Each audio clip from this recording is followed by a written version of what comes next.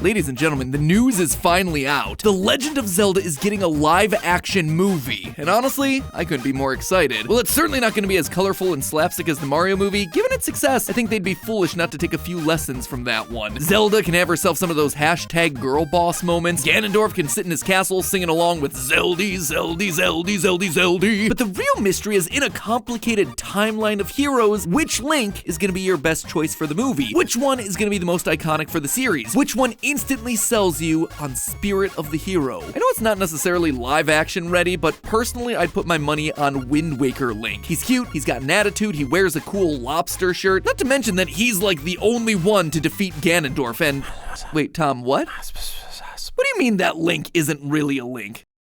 Hello Internet, welcome to Game Theory, the show that's risking its neck by diving headfirst into Zelda theories. The last time we covered the Zelda franchise was when Tears of the Kingdom was first announced, back when it was still known as Breath of the Wild 2, 4 years ago. Believe it or not, my friends, we first heard about this game back when the Avengers saga concluded, back when people tried to storm Area 51, back when live-action Sonic looked like this. Oh, it was a simpler time. But now the game is finally released, once again blowing all previous Zelda titles out of the water. The open world is huge, the missions are long, the crafting mechanics are hilarious. It literally makes Breath of the Wild look like a tech demo. But while everyone else is getting lost in its incredible world, or arguing about whether it deserves the title of Game of the Year, I was looking back at the games that came before it. You see, the timeline of Zelda has always been a bit of a mess. There's a reason we've already done 2 theories about this thing. But if I was gonna have any luck solving this game's place in the timeline, I was gonna make sure that I had to fully understand everything that came before. But as it tends to when we're doing this sort of research, something jumped out at me. Something I'd never picked up on before. Something that would totally upend a major part of the franchise and the timeline, and may have even offered a solution to the Ganondorf problem once and for all. And it all comes down to the Link from The Legend of Zelda Wind Waker. The Hero of the Wind. At least, that's the title he's been given over the years, but I know the truth. That title is nothing but a sham. That Link is no hero. In fact, that Link isn't even a Link at all. Which, ironically enough, may just be the solution that Hyrule has needed this entire time. It's pretty well established at this point that the Link that we play as in each game isn't the same Link. Ocarina of Time Link isn't the same as the Breath of the Wild Link, and A Link to the Past Link isn't the same as Twilight Princess's Link. They're all unique characters, all with their own separate titles, like the Hero of Time or the Hero of Legend. The same actually holds true for Zelda. In basically every new game, we're playing as a brand new version of each of these characters, all in an attempt to once again stop the evil Ganon. This was an incredibly liberating idea for Nintendo because it allowed them to have thousands of years pass between games, explore new characters, new relationships, new settings every game, rather than being stuck in one very specific point in time. However, the Zelda fanbase, they weren't just gonna settle for cool idea, bro. There had to be an actual lore-based reason for all of this to keep happening. So Nintendo decided to answer the fanbase's prayers with what became the first game in the Zelda timeline, Skyward Sword. Skyward Sword was an interesting game when it first came out. It had every single fan flailing wildly in their living rooms trying desperately to defeat even the simplest of enemies. But if you manage to get past all of that, you are told the origins of the myths that we've spent years hearing about in all the other installments. We saw the founding of Hyrule, and after defeating the final boss Demise with the Master Sword, he casts this curse. Quote, "Though this is not the end, my hate never perishes. It is born anew in a cycle with no end. I will rise again. Those like you, those who share the blood of the goddess and the spirit of the hero, they are eternally bound to this curse. An incarnation of my hatred shall ever follow your kind, dooming them to wander a blood-soaked sea of darkness for all time." Hey Demise, edgelord much? Someone get this guy to a hot topic. Anyway, this is why Ganon's able to return in each installment. Each time he's defeated by someone with the spirit of the hero, a version of Link, his desire for revenge forces him to return to hopefully destroy Link once and for all in the next game. Now, I'm sure you're wondering what any of this has to do with this little guy right here, arguably the cutest and sassiest Link that we've ever encountered. Well, the curse puts real emphasis on the whole spirit of the hero thing, a title that this franchise doesn't just throw around willy-nilly. There are rules and guidelines to being deemed the spirit of the hero, and if you take a look at the actions of Wind Waker's Link, you start to see that the pieces don't exactly line up. Link right here, by the definition of the franchise, he's not a hero. In A Link to the Past, one of your goals is to rescue the 7 maidens that are vanishing one by one. Once rescued, one of the maidens tells us this, quote, "If the evil one destroys the hero, nothing can save the world from his wicked reign. Only a a person of the Knights of Hyrule who protected the royalty of Hylia can become the hero. Notice here that it says that the hero has to be one of the Knights of Hyrule. And A Link to the Past's link actually shows that it goes a step further. Not only being a direct Knight of Hyrule, but carrying the bloodline with his uncle, who also was a former knight. One of the other maidens even says this, quote again, "You are perhaps the last one to carry on the bloodline of the knights." That right there, it seems pretty cut and dry, especially when other games go out of their way to tell us that the Link that we play as is indeed a part of the bloodline. Breath of the Wild Link is Zelda's appointed knight. In the Hyrule Historia, it said that the Hero of Time was once a Hylian knight himself, or at least fell within the bloodline. But there's very little known about the Hero of Wind's lineage. For us to understand as much as we can, we have to look closer at the timeline itself. We established that Skyward Sword is the origin of the timeline, but after the events of Ocarina of Time, it all splits into 3 distinct branches. One is where Link is defeated by Ganon, who's then sealed away by the 7 sages. One is the child timeline, Link's original timeline that he returns to after defeating Ganon. And then there's the adult timeline, the one that Link time traveled to during the game and sealed Ganon away. Wind Waker is the first installment of that adult timeline. Before the events of the game, Ganon escaped the Sacred Realm, and with the Hero of Time now having returned to the past, there's no one to stop him. The goddesses have no other choice but to intervene by flooding all of Hyrule and weakening Ganon's power. Many years pass, and we come to Wind Waker, where Hyrule and the Royal Knights have been mostly forgotten, buried under the ancient sea. Within the Hyrule Encyclopedia, we can see how the map from Ocarina of Time before the Great Flood correlates to the map in Wind Waker. Zora's domain became Dragon Roost Island, and the people of Castletown and Kakariko Village retreated to what's now Windfall Island. But what's interesting about this map is Outset Island, the Hero of Wind's home. It's not even on Ocarina's map. The furthest point is Lake Hylia, which the encyclopedia says becomes Great Fish Isle. Outset Island is even further south than all of that. What this means is Link's family lived way outside of Castletown, where all the royal knights were stationed. When the Great Flood happened, people ran to the closest mountains they could. If Link had any relation to the royal knights, he would have been living on Windfall Island, not some random island far away from the center of Hyrule. Now, some of you might be thinking that I'm trying to apply too much logic to a video game, to which I say, yeah, duh. And if you're surprised by that, well, it means you're not subscribed. So make sure you just slap that subscribe button so you can see realistic logic applied to any video game. Also, if you slap that subscribe button, it explodes a little bit, so, you know, that's cool too. So based on geography, it's highly unlikely that this Link is related to the Knights of Hyrule, thereby disqualifying him as a hero. But what about his shield, I hear you saying? In Wind Waker, Link's grandma does have a shield in the house and claims, quote, "Hanging the family shield on the wall as decoration is another tradition that has been carried down from those days." And the shield has the Triforce crest on it, the crest of the royal family and the royal knights. So there you have it, case closed. Matpat overthought something again, theory debunked. Right? Wrong. I'm not convinced that this is actually their family shield. Hear me out. Across Outset Island, there's a very similar symbol on everyone's front door, an upside-down Triforce with a circle in the middle. It's also on Grandma's blanket. This isn't the Hyrulean symbol. This is a symbol of the Outset tribe, much like how the Gerudo, the Gorons, and the Hylians have a crest. And if that seems like a bit of a stretch, well, you don't have to take my word for it. Just look at what the King of Red Lions has to say about this Link. When asked by the Water Spirit if this is the Hero of Time, he responds, quote, "He has no connection to the legendary one." And here's the thing, the King of Red Lions, he isn't just some random talking boat, he is actually the King of Hyrule. So for him to outright say that Link has no connection to the Hero of Time's bloodline, nor mentioning the Royal Knight bloodline, a group that he would absolutely know a lot about, it puts no doubt in my mind that the Hero of Wind does not meet the requirements of a hero by the definition laid out by this franchise. But the most critical piece of evidence comes all the way back around to that demise curse that we spoke about at the start of the episode. In the final moments of the game, Link defeats Ganondorf, which looks pretty painful, but thanks to the curse of demise, he'll just shrug it off and return at a later date, right? Except Ganondorf doesn't. Looking at all the subsequent games in the adult timeline, Phantom Hourglass and Spirit Tracks, we never see Ganon re-emerge. This is the only timeline where that happens. In all the other timelines, Ganon comes back again and again and again in every installment. But in the adult timeline, no, never again. At first, I thought maybe Ganon can only revive after a new spirit of the hero is born, but that isn't true. A Link to the Past and Oracle of Ages and Seasons have themselves the same hero, and yet Ganon is resurrected in each of those. In Spirit Tracks, we play as the hero of trains. Yeah, that is a real hero that exists in this universe, but he's a new hero born after the Hero of Wind, and yet Ganon still doesn't come back. What this means is that the Hero of Wind's defeating Ganon at the end of Wind Waker broke the demise curse. Ganon was never able to revive himself. But why? Why only this timeline? Well, because unlike any other time in the series, this time he wasn't defeated by the spirit of the hero. hero. Instead, he was defeated by some random kid from a far-off land. Ganon ties his life specifically to the spirit of the hero in that curse, to repeat the same old song and dance forever. So when a small child from across the ocean showed up looking the part, he thought it would be the same thing again. But it wasn't. Whether he meant to or not, the Hero of Winds tricked everyone into thinking that he was the destined hero. At the end of the day, that was what was able to get the job done and break the cycle forever. Or at least that's how it should have been, except for when the timelines re-merged together thanks in part to Hyrule Warriors. This allows Ganon to come back across all the different timelines, which then leads to the collective events of Breath of the Wild and Tears of the Kingdom. But there is a silver lining to all this. Thanks to the deception of the Hero of Winds, we now know how to truly defeat Ganon and break the curse of demise. And it is not this guy. The people of Hyrule need to rely on someone other than the spirit of the hero. They need to stop leaving it to Destiny, because Destiny clearly ain't doing them any favors. I mean, that's the entire point of the curse. They need to train someone else to defeat Ganon, and not just end the current evil, but end it permanently. And if Nintendo ever did want to retire Ganon for a new villain, I think I know the perfect person to finish it off for good. Rather than just some random character, why not pick someone that we've seen countless iterations of? Someone who's normally just a damsel in distress. That's right, I believe that Zelda will be the one to finally put Ganon to rest. We saw it a bit in Tears of the Kingdom where she saved the day by becoming a dragon because, of course, that was the answer here, but Zelda being the final hero would be the icing on the cake for this series. It fits with the lore, where it's not the spirit of the hero trying to defeat Ganon, but someone else, someone connected to the ongoing story, but free from the curse. It's also super poetic. Rather than waiting for a hero to save her kingdom, she saves it herself, ending the curse that's continued to plague Hyrule for generations. It would be a legend that would be passed down from generation to generation, a legend of the descendant of the goddess, the Legend of Zelda. But hey, that's just a theory. A game theory. Thanks for watching.